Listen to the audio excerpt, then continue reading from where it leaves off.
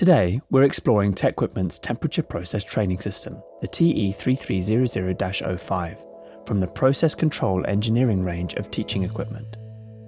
This mobile module facilitates temperature process control experiments, emphasizing single-loop control principles and the calibration and tuning of controllers, transmitters, and converters.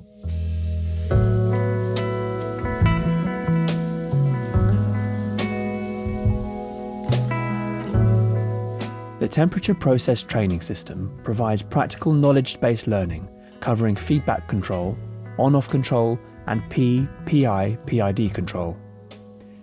It guides students through calibration, tuning, and understanding thermal lag issues in temperature processes.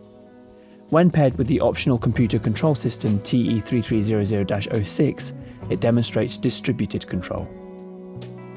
The fully mobile apparatus requires only an electrical supply and clean water for operation. A 3-speed pump creates the flow around the temperature circuit.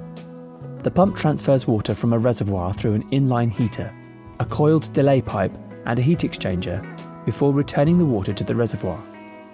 A bypass valve allows the user to create disturbances to the flow rate. 3 thermocouples measure temperatures in the water flow, one in the heater elements, another at the heater outlet, and a third after the delay coils. A 3-position switch selects which of the thermocouples is connected to the input of a fully configurable controller. The controller output connects to a thyristor heater control circuit, which controls the supply of electrical power to the inline heater. A paperless chart recorder displays process variable and controller output information. All instrumentation on the Temperature Process Training System TE3300-05 adheres to industry standards, including the separately available Computer Control System TE3300-06. This software enhances student understanding by reading and recording process variable levels, displaying them digitally as bar chart indicators and in coloured trends.